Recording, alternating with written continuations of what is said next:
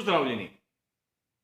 Marsikdo izmed vas seveda ni spregledal, da v letu 2022 bodo pri Ferrariju praznovali prav posebni jubilej.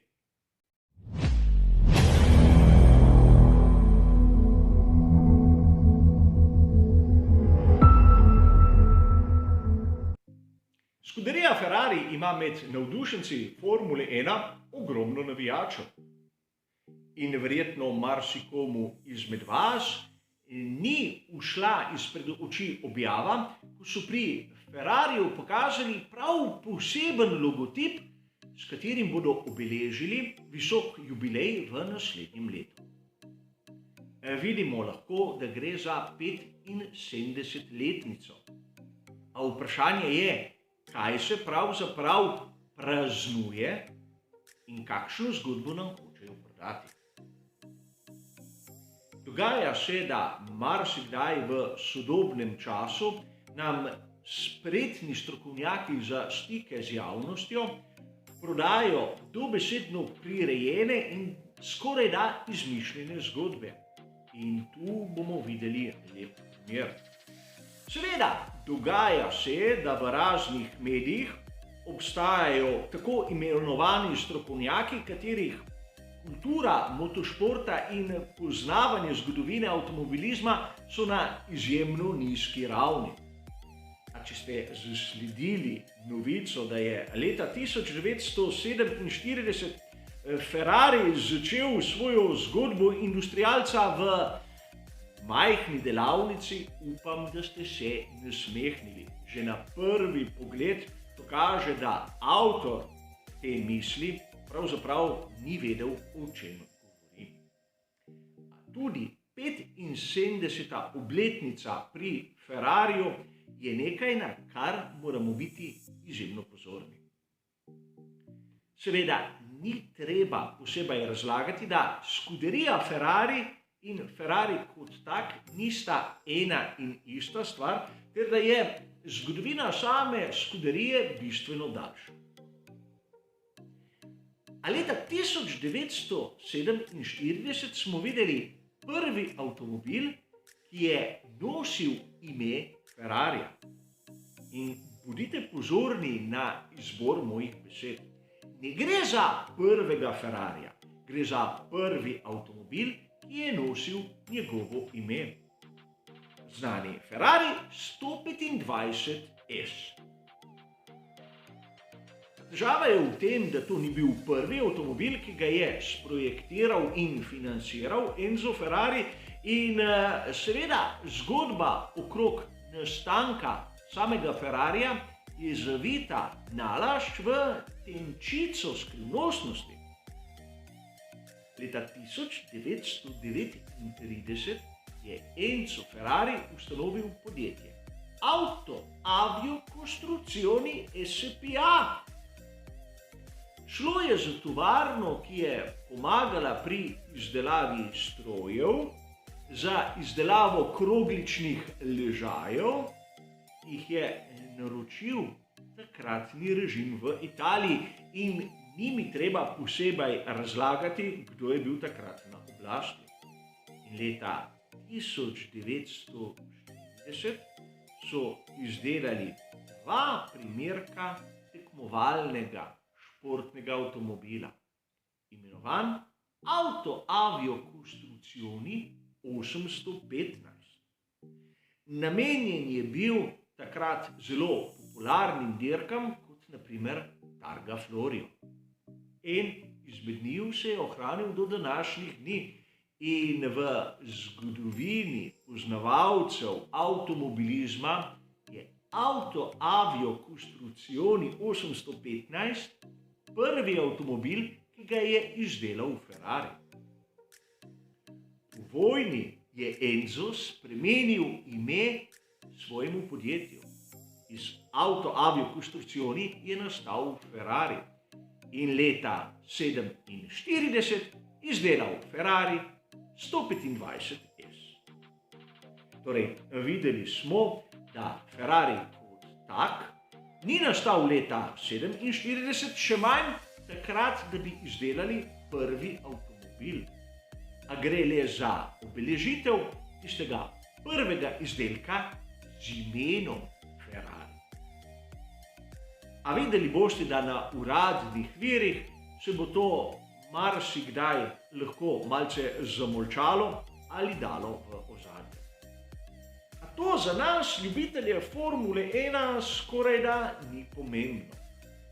A rad bi izrazil moje razmišljanje glede poimenovanja bolida Formule 1, ko nekako lahko tudi obeleži tak jubilej.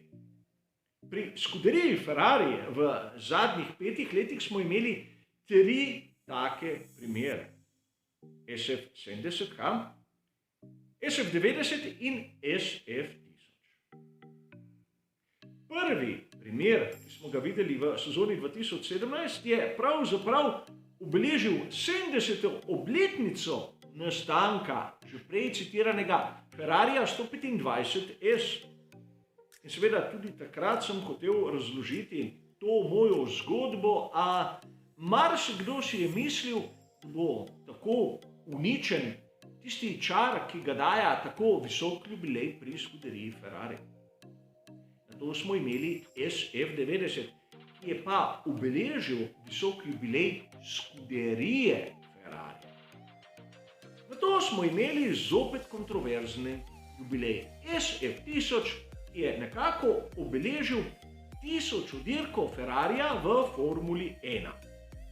In kontroverzno zaradi tega, ker ni bilo pravzaprav jasno, katere dirke so vzeli v obzir. Namreč Ferrari ni nastopil na vseh dirkah svetovnega prvenstva Formule 1 in marsikdaj tudi ni nastopil kot skuderija Ferrari. Spomnimo se samo leta 1964, ko je Enzo Ferrari vadniško ekipo vpisal na dirke pod kratico ekipe NART, North American Racing Team. Seveda, to so malenkosti, ki zanimajo take dlakocepce, kot sem sam. A rad bi poudaril nekaj drugega. Želim si, da pri skuderiji Ferrari ne bi uporabili kakih posebnih kratic, zaradi tega, ker videli smo v preteklosti, da sploh ne prinašajo sreče.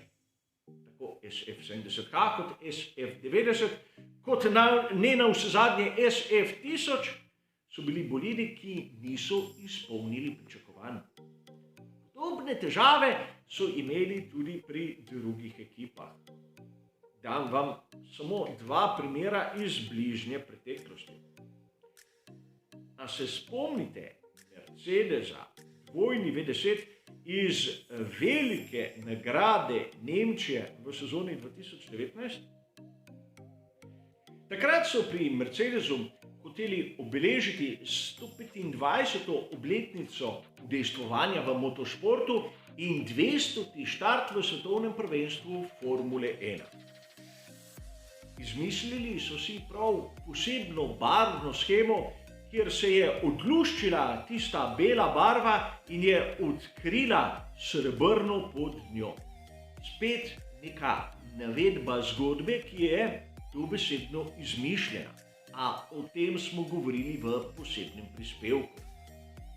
Zanimivo je, da na tisti tako posebni dirki se je zgodila izjemno kaotična situacija, ki je pripeljala do stopa ter 9. mesta. Tudi v sezoni 2021 smo videli nekaj podobnega na veliki nagradi Turčije. Tam so se hoteli pri Red Bullu nekako oddolžiti Hondi. Vzeli so barvno shemo, ki je spominjala na tisto iz leta 1965, ko je Richie Ginter s Hondo RA272 zmagal veliko nagrado Mehike. Koledarsko naj bi se to zgodilo na odpadli veliki nagradi Japonske, zato so pri Red Bullu izjemno bistro in senzibilno to barvno shemo pokazali na veliki nagradi Turčije. Meni osebno bi bilo bolj primerno, da bi imeli to barvno shemo naprimer na veliki nagradi Mehike. A pustimo sedaj to. Na dirki je zmagal Valtteri Bottas pred Maxom Verstappenom in Sergiem Perezom. Seveda, na dirki, kjer je bilo izjemno pomembno zmagati in tako obeležiti pomembni dogodek, se jim je zmaga dobesedno izmuznila, še posebej, ker Lewis Hamilton je začel iz ozadja, čeprav je imel najboljši čas na kvalifikacijah. Torej, vidimo lahko, da to obeleževanje raznih jubilejev v svetu Formule 1 s posebnimi imeni ali s posebnimi barvnimi shemami, lahko rečemo, da ne prinaša velike sreče. Zato tudi upam, da pri Ferrariju bodo tokrat izpustili to priložnost, kajti zavedati se moramo tudi nekega dejavnika. V zadnjih 5 letih imeti 3 posebna poimenovanja bolidov je že rahlo prenasičeno. Nimamo več tistih običajnih, imamo večino teh posebnih. Zato bi bilo prav, po mojem mnenju, da bi res priložnosti spustili in visoki jubilej praznovali z zmagami in verjetno tudi osvojitvijo kakega naslova. A gre kot običajno za moje osebno mnenje in seveda moje videnje tega rahlo trivialnega primera. A za danes bo to vse. Hvala za vašo pozornost ter seveda nasvidenje.